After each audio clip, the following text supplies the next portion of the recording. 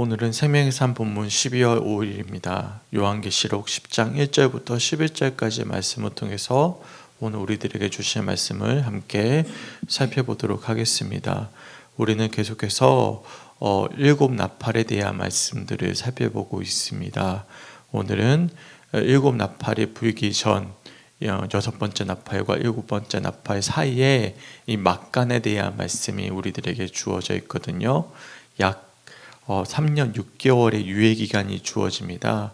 그 유예기간 동안에 성도들에게, 그러니까 인치심을 받은 성도들에게 주어지는 한편의 사명이라고 볼 수도 있습니다. 그 사명에 대한 말씀이라고 볼 수 있어요. 이 말씀이 오늘부터 시작해서 목, 금, 토요일까지 말씀이 쭉 이어지더라고요. 이 말씀을 통해서 성도들이 마지막 심판이 이루어지는 이 기간 동안에 과연 어떤 사명들이 주어져 있는지를 우리들이 묵상해 볼 수 있는 시간이 되시길 주님의 이름으로 간절히 축원합니다. 우리가 어제 수요일날 저녁 예배 시간에도 잠깐 레미제라블이라는 영화를 통해서 살펴보았지만 우리 하나님은 공의와 정의의 하나님이시죠. 하지만 정의와 공의의 하나님의 배경에는 전제되는 것이 있습니다. 그것은 바로 사랑이라는 사실입니다. 그러니까 우리들에게 율법을 주신 것은 우리를 심판하시기 위함이 아니라 우리를 사랑하시기 위함이죠.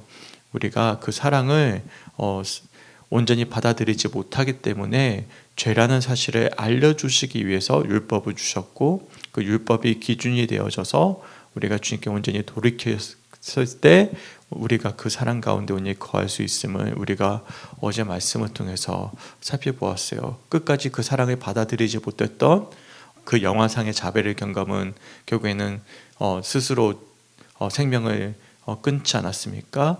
그게 완악한 인간의 모습이라고 볼 수도 있는데요. 우리가 어제 수요일 저녁 예배 시간의 말씀을 한번 상기해 본다면 율법을 넘어선 사랑이야말로 하나님의 본래의 모습임을 우리들이 알 수가 있어요. 근데 요한계시록의 말씀을 보면 하나님께서 끝까지 어떻게 보면 인내하시고 인내하시는 모습을 우리들이 볼 수가 있습니다. 우리가 나팔에 대한 심판도 마찬가지입니다. 보시면 아시겠지만 끔찍한 심판의 나팔의 어떤 소식이 부러질 때마다 펼쳐지고 있음을 살펴보았어요. 첫 번째 나팔이 불러질 때부터 네 번째 나팔까지는 전체 만물이 하나님의 심판 아래에 놓이는 모습을 보았어요. 땅, 바다, 강, 그리고 천체들이 3분의 1씩 피가 되고 막 불이 타고 쓴물이 되고 막 어두워지고 그런 장면들을 보지 않았습니까? 그런데 그때도 우리가 다 알겠지만 모든 만물이 다 심판받은 것은 아니었어요. 3분의 1이었습니다. 3분의 1만 심판을 받고 3분의 2는 그대로 하나님께서 남겨두셨단 말이죠. 그러니까 하나님께서는 유예기간을 두고 계신다는 것을 우리들이 살펴보았습니다. 다섯 번째 나팔이 불려졌을 때도 마찬가지였어요. 무저갱이 열리면서 뭐가 튀어나왔죠? 끔찍한 황충이 튀어나와서 사람들에게 전갈을 쏘면서 죽고 싶어도 죽지 못할 만큼의 괴로움을 당했지만 그래도 그들이 죽임을 당한 것은 아니었어요. 지옥과도 같은 어떤 큰 어려움과 어떤 고통을 당했지만 죽임을 당한 것은 아니었습니다. 그리고 여섯 번째 나팔이 불려졌을 때 마병대가 나왔죠. 2억에 가까운, 그러니까 수없이 많은 마병대가 나왔지만 그 마병대가 불과 연기와 유황으로 사람들을 죽였지만 그것도 3분의 1이었습니다.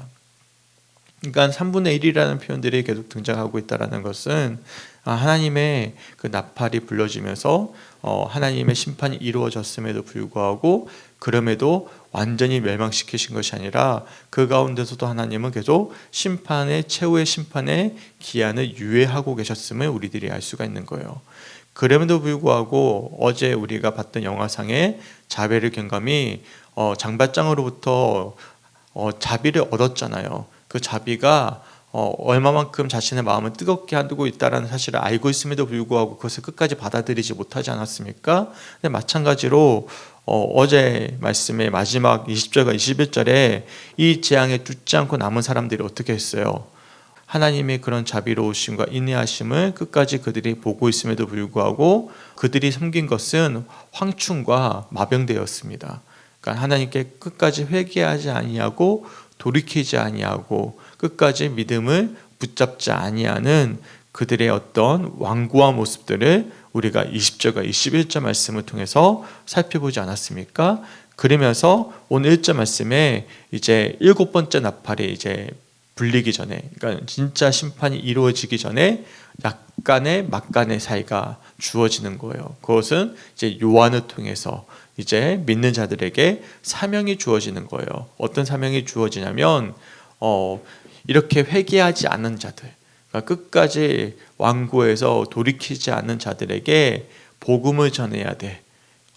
말씀을 전해야 될 사명이 주어져 있음을 우리들이 말씀을 통해서 묵상해 볼 수가 있는 것입니다. 우선 1절부터 3절까지 말씀을 제가 한번 읽어볼게요. 내가 또 보니 힘센 다른 천사가 구름을 입고 하늘에서 내려오는데 그 머리 위에 무지개가 있고 그 얼굴은 해 같고 그 발은 불기둥 같으며 그 손에는 펴놓인 작은 두루마리를 들고 그 오른발은 바다를 밟고 왼발은 땅을 밟고 사자가 부르짖는 것 같이 큰 소리로 외치니 그가 외칠 때 7 우레가 큰 소리를 내어 말하더라 라고 말씀하고 있습니다. 천사가 등장을 했어요. 이 천사는 다른 천사와 달리 하나님의 큰 권능을 입은 천사였던 것 같습니다. 구름을 타고 온 것이죠. 더군다나 머리 위에 뭐가 있어요? 무지개가 있습니다. 하나님의 보좌 앞에 뭐가 있었어요? 무지개가 있지 않았습니까? 하나님의 언약을 상징하는 무지개가 이 천사를 두르고 있는 거예요. 하나님의 대리인임을 우리들이 알 수가 있어요. 더군다나 얼굴은 하나님처럼 해같이 빛나고요. 그 발은 불기둥 같다. 마치 하나님처럼 보이는 아주 위임받은 강력한 천사임을 우리들이 알 수가 있습니다. 그 오른손에는 하나님이 쥐고 계셨던 이 두루마리를 쥐고 있는 거예요. 이니 다 떼어졌기 때문에 펼쳐져 있는 것이죠. 하나님의 구속사의 계획이 이미 진행되고 있음을 우리들이 알 수가 있어요. 그리고 이 천사의 오른발은 바다를 밟고 있고 왼발은 땅을 밟고 있습니다. 위험 있는 모습이자 하나님의 통치가 지금 땅과 바다에 모두 다 편만하게 지금 펼쳐지고 있음을 상징적으로 보여주고 있는 말씀이죠. 더군다나 사자를 부르짖는 것 같고 7 우레, 7이라는 숫자가 나와 있잖아요. 그러니까 하나님의 아주 호령 있는 어떤 말씀처럼 지금 울려 퍼지고 있음을 우리들이 알 수가 있습니다. 혹자는 이 표현에 등장하는 이 천사가 예수님을 이야기한다. 혹자는 또 하나님을 상징한다라고 이야기하지만 요한계시록에서는 하나님과 예수님을 분명하게 상징하기 때문에 표현해주고 있기 때문에 여기서는 1절에 천사라고 이야기하고 있지 않겠습니까? 하나님을 대리하는 천사임을 우리들이 알 수가 있어요. 근데 이 천사가 뭐라고 이야기하냐면 4절 말씀에 7 우레가 말을 할 때 내가 기록하려고 하다가 곧 들으니 하늘에서 소리가 나서 말하기를 7 우레가 말하는 것을 임봉하고 기록하지 말라 하더라 라고 말씀하고 있습니다. 그러니까 이런 위험 있는 이야기를 기록하려고 하는 거예요. 그런데 기록할 필요가 없죠. 왜냐하면 이미 두루마리에 적혀 있기 때문에 그런 것입니다. 이미 하나님의 구속사의 계획은 완성되어져 있는 거예요. 하나님의 말씀은 이미 완성되어져 있는 것이죠. 그 이상의 것을 기록할 이유도 없고 해서도 안 되는 것입니다. 이것은 이미 하나님의 말씀은 이미 정경이 완성되어져 있다는 사실을 또한 우리들이 묵상해 볼 수가 있는 것입니다. 각종의 이단들은 각각의 정경들을 또한 특별 계시를 받았다고 해서 따로 만들어내는 경우들이 있습니다. 대표적으로 몰몬경 같은 것들 있지 않겠습니까? 그런 것들 보면 이제 스스로 계시를 받아서 또 다른 어떤 성경을 만들어내기 시작해요. 그런 것들은 어떤 특별한 환상을 보고 자신이 봤던 어떤 특별한 계시를 보고 또 다른 성경을 만들어내는 것 굉장히 위험한 일이라고 생각이 들어집니다. 제 가족 중에 특정인을 이야기하는 거니까 말하기가 좀 어려운데 제 어린 시절에 제 가족 중에 귀신에 한번 들린 분이 계셨어요. 귀신에 들린 분이 계셨는데 계속 소리가 들리는 거예요. 소리가 들리니까 한 달 내내 글을 쓰시는 거예요. 한층이 들리니까 그 노트에다 계속 글을 쓰시는 거예요. 그게 하나님의 계시라고 생각하시고 계속 글을 쓰시는 거죠. 그런 경우들도 있어요. 제가 그걸 보지는 못했는데 어린 시절이었기 때문에 그런 경우들이 있어요. 그런 것들에 이제 특별히 내게 하나님께서 주신 말씀이라고 막 적는데 그래서는 안 되는 것이죠. 이게 굉장히 위험한 행위거든요. 그래서 하나님께서는 하나님의 말씀을 내가 봤으면 그냥 본 것으로 그치는 것이지 그것을 기록으로 남겨가지고 나에게 특별하게 주신 말씀이다라고 누군가에게 전하거나 전달하기 시작하면 이때부터 뭐가 되는 거죠? 교주가 되는 거죠. 이만희가 되는 것이고 또 다른 어떤 사이비가 되는 것입니다. 여하튼 뭐 조금 말이 세긴 했지만 사자 말씀에 이처럼 임봉하고 기억하지 말라. 너가 본 것은 본 것으로 이제 그만두라라고 분명히 말씀하죠. 그러고 나서 5절부터 이렇게 말씀을 합니다. 5절부터 7절까지 말씀 제가 한번 읽어볼게요. 내가 본 바 바다와 땅을 밟고 서 있는 천사가 하늘을 향하여 오른손을 들고 세세토록 살아계시니 곧 하늘과 그 가운데 있는 물건이며 땅과 그 가운데 있는 물건이며 바다와 그 가운데 있는 물건을 창조하신 이를 가리켜 맹세하여 이르되 지체하지 아니하리니 일곱째 천사가 소리내는 날 그의 나팔을 불려고 할 때에 하나님이 그의 종 선지자들에게 전하신 복음과 같이 하나님의 그 비밀이 이루어지리라 하더라. 아멘. 이 천사가 뭐라고 이야기하냐면 오른손을 들고 이제 외치는 것이죠. 하나님의 권능의 손이죠. 이제 들고 하나님의 비밀이 이제는 지체하지 아니하고 온 천지 만물 가운데 이루어질 것이다. 일곱째 나팔이 이제 불려고 할 때 이제 하나님의 비밀이 이루어질 것이다. 하나님의 이제 분명한 심판이 예고되고 있음을 우리들이 알 수가 있어요. 그러면서 이 심판이 이루어지기 전에 이제 성도들에게는 사명이 주어지는 것입니다. 그러니까 하나님께서 우리를 구원해 주시는 이유는 단순히 우리만 구원받고 너희만 인침을 받았으니까 이제 너희만 천국 가면 끝이다라는 것이 아님을 우리들이 알 수가 있는 것입니다. 우리가 착각하는 게 있어요. 예수를 왜 믿습니까? 왜 하나님께서 우리를 구원해 주셨습니까? 오직 나의 구원만을 위해서입니까? 이거는 굉장히 이기적인 것이죠. 하나님이 우리를 구원해 주신 이유는 내 영혼을 구원해 주시기 위함도 있죠. 이건 1차적인 목적일 뿐이고 당연한 결과일 뿐입니다. 하나님은 나를 통해서 하나님 나라의 지경이 넓어지기 원하시는 거예요. 나를 통해서 영혼을 구원하기 원하시는 거예요. 하나님이 원하시는 영혼을 살려치기를 원하시는 것입니다. 사명이 주어졌다는 사실을 기억하셔야 돼요. 그러니까 하나님께서 우리를 구원해 주신 이유는 하나님의 대리인으로서 이 땅 위에서 또한 복음을 전해야 될 사명이 우리 모두에게 주어져 있다는 사실을 기억할 수 있는 우리 성주교회 성도들이 되시길 주님의 이름으로 간절히 축원합니다. 아멘. 그래서 예수 믿고 천국 간다. 이것이 내가 예수를 믿는 이유다라는 것은 한편으로 맞는 말이죠. 하지만 한편으로는 부족한 말입니다. 예수 믿고 천국 가는 거 맞습니다. 우리가 그걸 위해서 믿기도 하죠. 하지만 우리가 예수를 믿는 이유는 단순히 천국 가기 위해서만 믿는 것이 아니라 나를 통해서 하나님의 뜻이 이루어지기 위하여, 하나님 나라가 확장되기 위하여, 하나님 뜻이 이루어지기 위하여 우리가 예수를 믿는 것이죠. 하나님께서 왜냐하면 우리들에게 사명을 주시기 때문에 그렇습니다. 그럼 그 사명을 이루기 위해서 우리들에게 먼저 주어지는 것은 무엇입니까? 요한에게 뭐가 주어지고 있어요? 8절 말씀 보십시오. 이렇게 말씀합니다. 하늘에서 나서 내게 들리던 음성이 또 내게 말하여 이르되 내가 가서 바다와 땅을 밟고 서 있는 천사의 손에 펴놓인 두루마리를 가지라 하기로 라고 말씀하고 있어요. 이 두루마리가 뭘 의미하죠? 하나님의 구속사의 계획에 쓰여 있는 글이지 않겠습니까? 이것을 요한에게 가지라고 이야기하는 거예요. 근데 이 가진 것만 의미하는 것이 아니라 이 가진 것을 9절 말씀에 보면 먹으라고 이야기합니다. 말씀을 먹는다라는 표현을 우리가 쓰지 않겠습니까? 여기서 나온 표현이기도 하고 에스겔 2장 8절에서 3장 3절까지 말씀에도 비슷한 표현이 등장합니다. 말씀을 먹는다. 말씀을 씹어서 소화해 버린다라는 것이죠. 이것을 내 것으로 체화한다, 체득한다라고 우리가 볼 수도 있는 것입니다. 9절 말씀입니다. 내가 천사에게 나아가 작은 두루마리를 달라 한즉 천사가 이르되 갖다 먹어버리라. 내 배에는 쓰나 내 입에는 꿀같이 달리라 하거늘이라고 말씀하고 있어요. 뭐라 말씀합니까? 요한에게 단순히 이 두루마리를 눈으로 볼 것이 아니라 어떻게 하죠? 갖다 먹어버리라. 너 것으로 삼아버리라 라고 말씀하는 것입니다. 말씀을 먹으라라고 말씀하는 것이죠. 씹어서 소화시켜서 완전히 내 것으로 삼아버릴 것을 말씀합니다.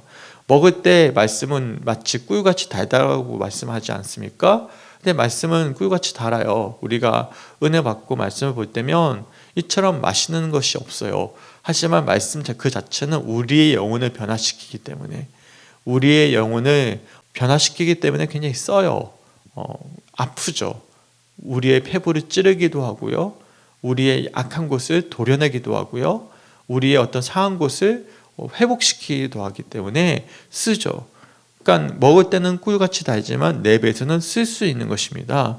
이처럼 요한이 이것을 먹습니다. 그랬더니 10절 말씀에 내가 천사의 손에서 작은 두루마리를 갖다 먹어버리니 내 입에는 꿀같이 다나 먹은 후에는 내 배에서는 쓰게 되더라 라고 말씀하고 있는 것입니다. 이것을 우리는 메디타치오, 묵상 이렇게도 표현할 수가 있어요. 그러니까 묵상하다, 깊이 우리가 말씀을 먹고 깊이 생각하다라고 우리가 생각해 볼 수도 있는 것이죠. 이처럼 이제 성도들에게 주어지는 사명 중에 첫 번째는 우리가 온전히 사명을 감당하기 위해서 말씀을 먹어야 된다라는 것을 우리들이 오늘 말씀을 통해서 묵상해 볼 수가 있어요. 어떤 말씀입니까? 우리가 어떤 특별한 환상을 봄으로 어떤 개인적인 계시가 아니라 특별 계시죠.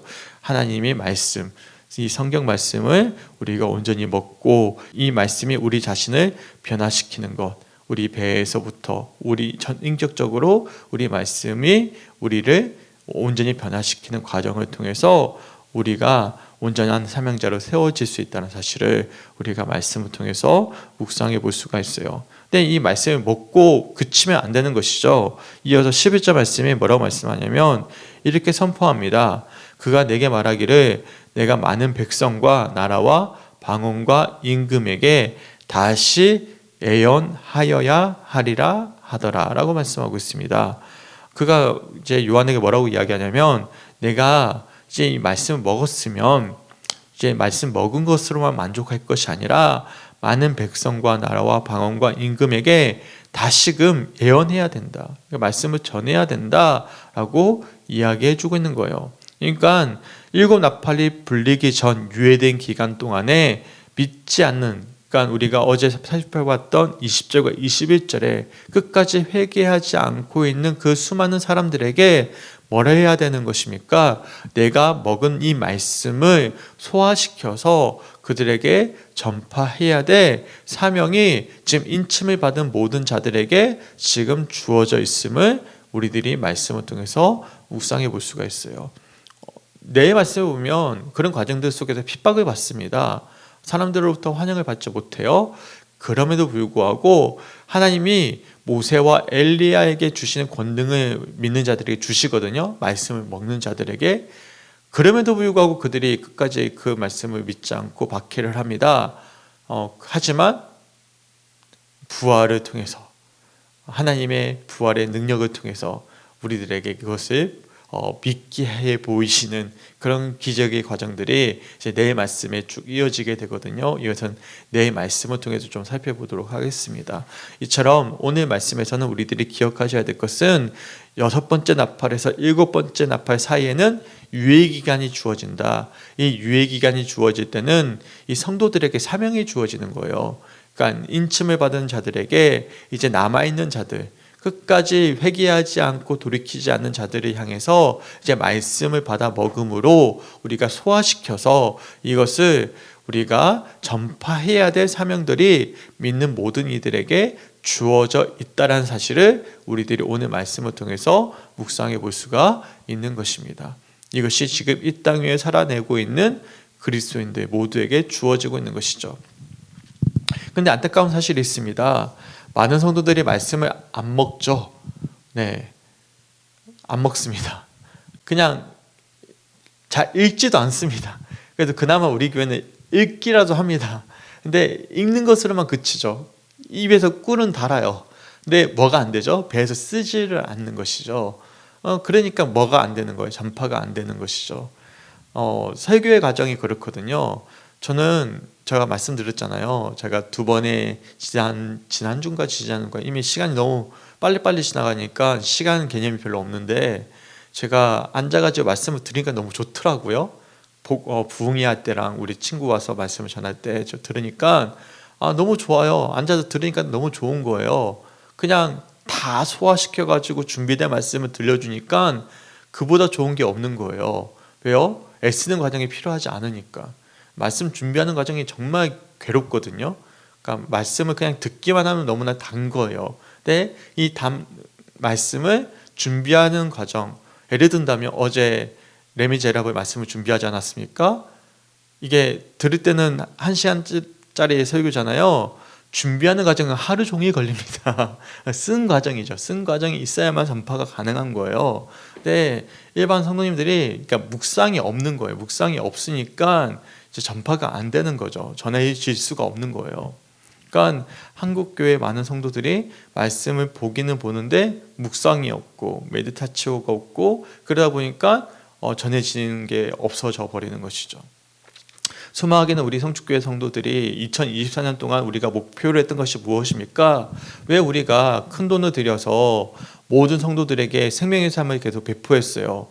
제가 계속 눈에 보이거든요. 갈수록 생명의 삶을 안 가져가시구나. 5건이나 남아 있습니다. 분명히 저는 올해 초보다 적게 샀거든요. 네, 제가 점점 가져가는 게 적어지니까 생명의 삶을 점점 조금씩 적게 사고 있거든요. 처음에는 20몇 건은 넘게 샀어요. 그때는 다 가져가셨어요. 그런데 연말 되니까 줄어들더라고요. 연말에는 20건만 샀습니다. 20건만 샀는데도 불구하고 지금 남았어요. 그러면 이미 묵상하는 것을 포기하고 있는 성도들이 올해를 지나가면서 많이 늘어났다라는 것입니다. 이것은 심각한 현상이죠. 무슨 말씀인지 이해가십니까? 그러니까 이게 1년도 채 유지가 안 된다라는 거예요. 그러니까 제공을 하는데, 그러니까 그냥 무료로 제공하는데도 불구하고 우리가 이만큼이나 우리 신앙생활에 굉장히 게으름이 굉장히 익숙하다라는 것입니다. 이거 묵상하는 게 오래 걸립니까? 오래 걸리지 않거든요. 우리가 30분만 시간 내면 하루에 30분이라는 시간이 그렇게 긴 시간은 아니거든요. 그렇지 않습니까? 30분도 안 걸릴 수 있어요. 이미 다 해설이 나와 있기 때문에 20분, 10분 그 시간만 주더라도 우리가 충분히 묵상할 수 있단 말이죠. 근데 그 시간을 내는 것을 우리가 아까워하거나 무관심하고 있다는 사실은 우리 신앙에 적신호가 켜 있다는 사실을 우리가 자각하셔야 된다는 것입니다. 제가 그래서 저거 볼 때마다 계속 체크하거든요. 오늘은 몇 건이 나갔을까? 몇 건이 나갔을까? 하고는 계실까? 라는 마음을 가지고 오늘은 좀 관련됐기 때문에 말씀을 드리는 거예요. 제가 안 보는 것 같지만 기도하는 마음으로 계속 지켜보고 있거든요. 피눈물 나는 마음으로 보고 있거든요. 안 가져가시구나. 묵상을 포기하셨구나. 이것이 지금 우리의 모습이기도 해요. 그래도 감사한 것은 15건은 나갔습니다. 하고는 계시는지 모르겠지만. 네, 이게 안 되면 안 돼요. 이게 기본이거든요. 아주 기본이 뭐죠? 말씀과 기도 생활은 일상 삶 속에서 이어지는 것이 그나마 우리 영적인 생명을 이어가는 데 아주 기초적인 겁니다. 숨과 밥을 먹는 것과 같은 것이기 때문에 그런 것이죠. 소망하기는 2024년 한 해 동안 우리가 목표로 했던 것은 묵상의 삶이었어요. 얼마만큼 우리 성도들이 묵상의 삶을 쫓아오셨는지 모르겠어요. 그런 경우가 있습니다. 제가 이거는 좀 한 번은 말씀을 드리고자 했는데 유튜브를 통해서 계속해서 매일같이 목사님들이 전해주는 말씀을 듣는 분들이 계십니다. 좋아요. 좋은데 그거와는 별개로 개인 묵상이 필요합니다. 이것은 마치 누군가가 묵상한 것을 떠먹여주는 이유식을 계속 먹는 것과 다름이 없어요. 그러니까 개인 묵상이 필요한 거예요. 개인 묵상. 내가 직접 말씀을 읽고 묵상하는 훈련이 있어야만 내 신앙이 자라납니다. 그러니까 누군가가 묵상한 것을 듣는 것은 너무나 쉬운 일이에요. 편한 일이에요. 근데 내가 묵상하는 훈련이 되어지지 않으면 신앙의 성숙은 발전은 이루어지지 않습니다. 그렇기 때문에 이 묵상 훈련을 계속 제가 강조하는 것이거든요. 그러니까 여기서도 뭐라고 말씀하고 있습니까? 내가 하는 말을 들은 것을 받아 적으려고 하니까 하지 말아라 라고 이야기하잖아요. 하지 말 것을 이야기하고 뭐라고 이야기하죠? 너가 지금 받아서 먹어서 내 배에서 써야 된다라고 이야기하고 있지 않겠습니까? 이래야만 우리가 사명을 감당할 수가 있는 것입니다. 그렇지 않으면 이 모든 과정들이 이루어지지 않는 거예요. 그러니까 받아서 쓸 것을 이야기할 것이 아니라 너가 이것을 먹어서, 너가 직접 먹어서 이것이 입에서 단 것도 느끼고 내 배에서 막 쓰고 막 아픈 것을 느껴야 된다라고 말씀하고 있는 것이죠. 이게 성도로서 가져야 될 사명의 모습임을, 그래야만 우리가 사명자로서 세워질 수 있다는 사실을, 성숙해져 갈 수 있다는 사실을 기억할 수 있는 성주교회 성도들이 되시길 주님의 이름으로 간절히 축원합니다. 오늘 말씀을 얼마만큼 끝까지 우리 성주교회 성도들이 들으실지 모르겠어요. 새벽기도 말씀도 끝까지 듣는 분들이 얼마나 계실지 잘 모르겠습니다. 소망하기는 오늘은 끝까지 다 들으셨으면 좋겠어요. 마지막 부분을 꼭 들으셨으면 좋겠어요. 들으셔서 올 한 해를 마무리하면서 올 한 해 안 됐던 부분들을 좀 점검하시고 도전을 받으셨으면 좋겠습니다. 그리고 우리가 이 묵상의 훈련을 우리가 계속 이어갈 겁니다. 내년에도 동일하게 생명의 삶을 가지고 말씀을 묵상을 할 텐데 어떻게 할지 모르겠어요. 계속 동일하게 이것을 무료로 제공할지 어떻게 할지에 대해서는 이제 기획위원회를 열어봐야 알겠지만, 여하튼 저 개인적으로는 계속 동일하게 했으면 좋겠거든요. 왜냐하면 아직 훈련이 안 됐기 때문에, 훈련이 아직 끝나지 않았기 때문에 계속 했으면 좋겠는데, 여하튼 우리 성도님들이 이 묵상 훈련이 계속 이어졌으면 좋겠습니다. 아직 습관이 자리에 안 잡아졌어요. 습관이 자리 잡아져야 됩니다. 그래야만 우리가 스스로 말씀을 깊이 알아가게 되는 것이죠. 소망하기는 우리에게 주어진 사명이 분명히 있다는 사실을 기억하시고, 오늘 말씀이 귀한 도전의 말씀으로 다가올 수 있는 우리 성주교회 성도들이 되시길 주님의 이름으로 간절히 축원합니다. 아멘. 그리고 이어지는 말씀들은 내일 이제 10장 말씀 이어지거든요. 내일 말씀 또 나누어서 가도록 하겠습니다. 오늘 목요일은 세계와 나라를 위한 기도입니다. 첫 번째 기도 제목은 추워지는 날씨에 전쟁과 가난에 내몰린 이들을 돌보아 주시고 참혹한 전쟁이 그칠 수 있도록, 두 번째 선교사님들의 가정과 사역을 보호하여 주사 악한 사탄의 공격에도 넉넉히 이겨낼 수 있도록, 세 번째 정치인들은 시대적 책임감을 가지고 일하게 하시고 법조인들을 정의와 공의 위에 바르게 서며 언론은 공정한 보도와 사회 곳곳의 문제를 실제적으로 조명할 수 있도록 우리 나라와 세계와 모두를 위해서 기도해 주셨으면 좋겠습니다. 우리가 어제죠? 그젠가요? 요즘엔 시간 개념이 없어가지고 그젠가 어젠가요? 비상 계엄이 있었잖아요. 그러니까 그 밤 12시에 선교사님들에게 전화가 온 거예요. 최성호 선교사님에게도 연락이 왔고, 우리 이대현 선교사님에게도 연락이 왔고, 이일표 선교사님에게 연락이 왔고, 지금 외국에 나가 계신 분들은 더 무서우셨나 봐요. 걱정이 돼가지고. 그러니까 외국에 나가 있으면 우리나라 소식에 더 민감한 것 같습니다. 그러니까 더 불안해 하시는 것 같고, 그래서 괜찮다고 이게 말씀드리고 이렇게 이야기 나누었던 기억이 있는데요. 우리 선교사님들을 위해서 기도해 주셨으면 좋겠고, 일단은 12월 달로 일단은 우리가 섬겨야 되는 분들에 대한 어떤 회기는 끝났습니다. 그래서 기획위원회를 통해서 이제 다시금 결정이 되어지면 또 다시금 우리가 후원이 이어지든지 아니면 다른 분들로 교체가 되든지 하게 될 텐데, 우리가 2024년 한 해 동안 섬겼던 분들을 기억하면서 중보해 주셨으면 좋겠고, 제 소망은 다른 건 모르겠어요. 분명한 사실은 올 한 해 우리 교회의 재정은 늘어났기 때문에 다른 재정을 늘리진 않더라도 선교비만큼은 저는 좀 더 늘렸으면 좋겠다라는 바람은 있거든요. 이건 제 바람일 뿐이기 때문에 제가 강요할 수는 없습니다. 이것은 기획위원회 우리 성도님들이 결정해야 하셔야 될 문제이지만, 우리가 선교사님들을 위해서 함께 기도해 줄 수 있는 그런 오늘 하루가 되었으면 좋겠습니다. 우리 함께 기도하겠습니다. 하나님, 너무나 감사합니다. 주님의 은혜 가운데 함께 하시고 붙잡아 주셔서 우리 성도들에게 어떠한 사명이 주어져 있는지를 말씀을 통해서 묵상하게 하심에 감사합니다. 비록 6번째 나팔이 부러질 때까지 믿지 않은 자들이 끝까지 회개하지 아니하고 끝까지 돌이키지 않았음에도 불구하고 인침을 받은 믿는 자들에게는 여전히 그들을 돌이켜야 될 사명이 주어져 있다는 사실, 그 사명을 감당하기 위해선 우리에게 주어진 이 말씀을 먹고 또한 그 말씀을 아버지 온전히 소화함으로 살아내야 된다는 사실을 또한 말씀을 통해 묵상하게 하심에 감사합니다. 오늘 주어진 이 말씀이 도전이 되게 하시고 우리가 깊이 말씀 묵상하게 하시고 들었던 말씀을 전파하기에 하나님 힘을 다할 수 있는 우리 성주교회 성도들의 결단의 시간 될 수 있도록 인도하여 주시옵소서. 특별히 선교사님을 위해 기도하기 원합니다.